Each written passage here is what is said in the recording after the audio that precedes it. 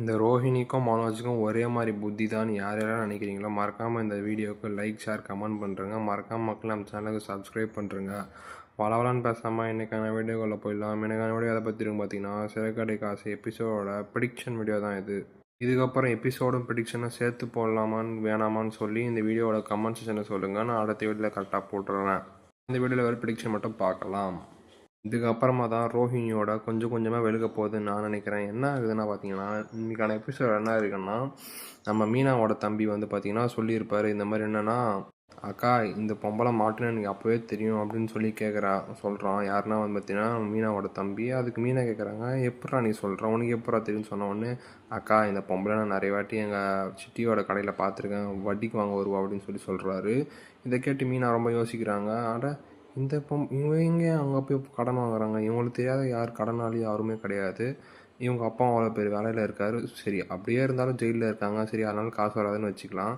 இருந்தாலும் இவனை மாதிரி ஆளுங்கிட்ட போய் எது கடன் வாங்குறாங்கன்னு சொல்லி யோசிக்கிறாங்க. அப்புறமா என்ன யோசிக்கிறாங்கன்னா, அப்படியே போயிட்டுருக்கு. இன்றைக்கி எபிசோடில் வந்து பார்த்திங்கன்னா ரோஹின் வந்து போய் கதவு சாத்திட்டு இருப்பாங்க. அதெல்லாம் முடிஞ்சதுக்கப்புறமா நம்ம மீனா வந்து பார்த்திங்கன்னா முத்துக்கிட்ட போய் சொல்கிறாங்க, இந்த மாதிரி இந்த மாதிரி நான் கேள்விப்பட்டேங்க, ரோஹிணி வந்து சிட்டிக்கிட்டலாம் நிறைய கடன் வாங்கியிருக்காங்கன்னு சொல்லி நான் நினைக்கிறேன். எப்படி சொல்கிறேன்னு சொல்லி கேட்கும்போது, என்னோட தம்பி அங்கே வேலை செய்யும்போது ரோஹின் வந்து 2 வாட்டி அங்கே கடன் வாங்கியிருக்காங்கன்னு சொல்லி சொல்கிறாங்க.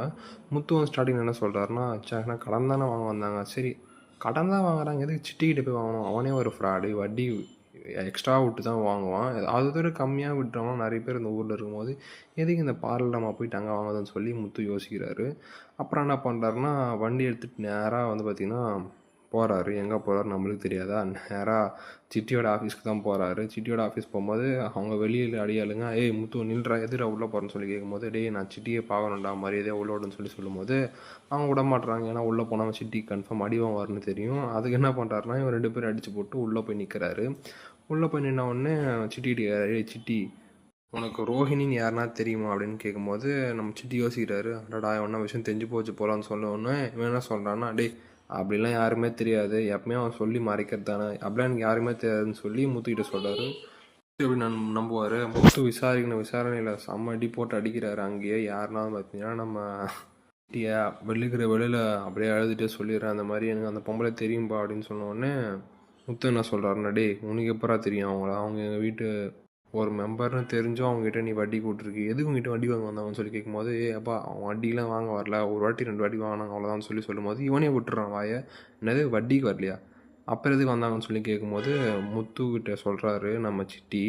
தான் ட்விஸ்டே ரிவீல் ஆகுது. சொல்லிடுறாரு, இந்த மாதிரி தான் அவங்ககிட்ட சபதம் போட்டேன், இந்த மாதிரி எனக்கு அந்த வீடியோ கொடுத்தீங்கன்னா நான் நீங்கள் கொடுத்தால் நான் பத்திரமா வச்சுருன்னு சொல்லி. நம்ம முத்துக்கு எதுவும் புரியல, என்ன ஆள் என்ன ஏது ஒழுங்காக சொல்லுன்னு சொன்ன உடனே அப்புறம் தான் வந்து பார்த்தீங்கன்னா சிட்டி எல்லா உண்மையும் சொல்ல ஆரம்பிக்கிறாரு. என்ன ஆகுதுன்னா, இந்த மாதிரி அந்த ஒரு பொம்பளை ஒரு ஆளை கூட்டின்னு வந்துச்சுப்பா, அந்த ஆளை பார்த்துக்கிட்டா அந்த ஆளை வாயை திறக்காமல் இருந்தால் அந்த பொம்பளை ஏதோ பெரிய சீக்ரெட்லாம் இருக்குதுன்னு நான் நினைக்கிறேன். அந்த பொம்பளை என்ன சொல்லிச்சுன்னா, இந்த ஆளை நீங்கள் பத்திரமா வச்சுக்கோ, அப்படி இல்லைன்னா வாயை திறக்காத மாதிரி ஏதாச்சும் பண்ணு, அப்படி பண்ணால் நான் உனக்கு அந்த முத்து ஃபோனில் இருக்க அந்த வீடியோ எடுத்து உனக்கு அனுப்புகிறேன்னு சொல்லி சொன்னாங்கப்பா அப்படின்னு சொன்ன உடனே நம்ம முத்து ரொம்ப ஷாக் ஆகுறாரு. அட்டி பாவி இந்த மாதிரிலாம் பண்ணியிருக்கியான்னு சொல்லிட்டு இவர் நேராக என்ன பண்ணுறாருன்னா, காரில் போய்கிட்டு இருக்காரு. காரில் போகும்போது அந்த வழியில் அந்த தாத்தா பாட்டி பார்க்குறாரு. தாத்தா பாட்டி பார்த்தோன்னே எப்பவும் போல் பேசிகிட்டு இருக்காரு. பேசும்போது அங்கே சைடில் அவர் ஃபோன் வச்சுருக்காங்க. இது முன்னாடி எபிசோட் பார்த்தா தெரிஞ்சிருக்கும்.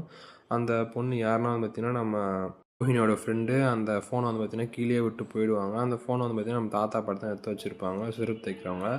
அவர்கிட்ட வந்து நேராக போய் பார்க்குறாரு. என்ன பாட்டி இந்த ஃபோனை வச்சு என்ன பண்ணிட்டு இருக்கீங்கன்னு சொல்லி கேட்கும்போது, அப்பா ஒரு பொண்ணுப்பா கீழே போட்டு போயிடுச்சுப்பா அப்படின்னு சொன்ன உடனே, யார் அந்த பொண்ணுன்னு கேட்குறாங்க. இந்த பக்கமாக இருந்தாப்பா வந்துச்சு, அது ஆயிருக்கும்பா ஒரு 2-3 வாரத்துக்கு முன்னாடி அப்படின்னு சொல்கிறாரு அந்த தாத்தா. முத்து போய் சட்டுன்னு அந்த ஃபோனை வாங்கிட்டு அதை சார்ஜ் போட்டுறாரு, வீட்டில் எடுத்துகிட்டு போயிட்டு. அப்புறமா வீட்டுக்கு போயிட்டு முத்து யோசிக்கிறாரு, அப்பா இந்த பார்லர் அம்மானா இவ்வளோ கேடியாக இருக்குது, என் ஃபோனை எடுத்துகிட்டு போயிட்டு அப்படியே அமுச்சு யாரை தான் அது இந்த கொம்னு இருக்கணும்னு சொல்லி யாரை சொல்லிச்சுன்னு தெரியலையான்னு சொல்லிட்டு யோசிச்சுட்டு வீட்டிலே உக்காந்துட்ருக்காரு. அதுக்கப்புறமா மீனா வராங்க. என்னங்க இப்படி உக்காந்துட்ருக்கீங்க, என்ன ஆச்சுன்னு சொல்லி கேட்கும்போது, சிட்டி நிறைய விஷயம் சொன்னான், என்னால் நம்பவே முடியல அப்படின்னு சொல்கிறாரு முத்து. அப்படியே யோசிச்சுக்கிட்டே இருக்காங்க. கட் ஆகுது. கட் ஆகி எங்கே வரும், சிட்டியோட இடத்துக்கு தான் காட்டுறாங்க. சிட்டி வந்து பார்த்திங்கன்னா பயத்தோடு வந்து பார்த்திங்கன்னா ரோஹிணி ஃபோன் பண்ணுறாங்க. ரோஹிணி இந்த மாதிரி முத்து கிட்டத்தட்ட எல்லாத்தையும் கண்டுபிடிச்சிட்டான், நீங்கள் என்ன பண்ணுவீங்கன்னு எனக்கு தெரியாது, நான் மாட்டக்கூடாது அவ்வளோதான்னு நான் ஓரளவுக்கு எல்லாத்தையுமே சொல்லிட்டேன் அப்படின்னு சொல்லும்போது ரோஹிணி பயப்படுறாங்க. டேய் என்னத்தரா சொல்லி வச்சு அப்படின்னு கேட்கும்போது எல்லாத்துலேயும் சொல்லலை, அந்த ஆள் பேருன்னு தெரியாதுன்னு சொல்லி தான் சொல்லி வச்சுக்கிறேன். சரி எனக்கு பணம் செலவாகுமே, ஒரு 1,00,000 முடிஞ்சால் எப்பயும் அனுப்புங்கன்னு சொல்லி திரும்பவும் அவனோட காசு பறிக்கிற வேலையை தான் இறங்குறான். இதுதான் இன்றைக்கான எபிசோடில் நடக்கும்னு நான் நினைக்கிறேன். நீங்கள் என்ன நினைக்கிறீங்கன்னு சொல்லி மறக்காமல் இந்த வீடியோக்கு கமெண்ட் பண்ணுறேங்க. அடுத்த வீடியோ வரைக்கும் நன்றி, பாய்.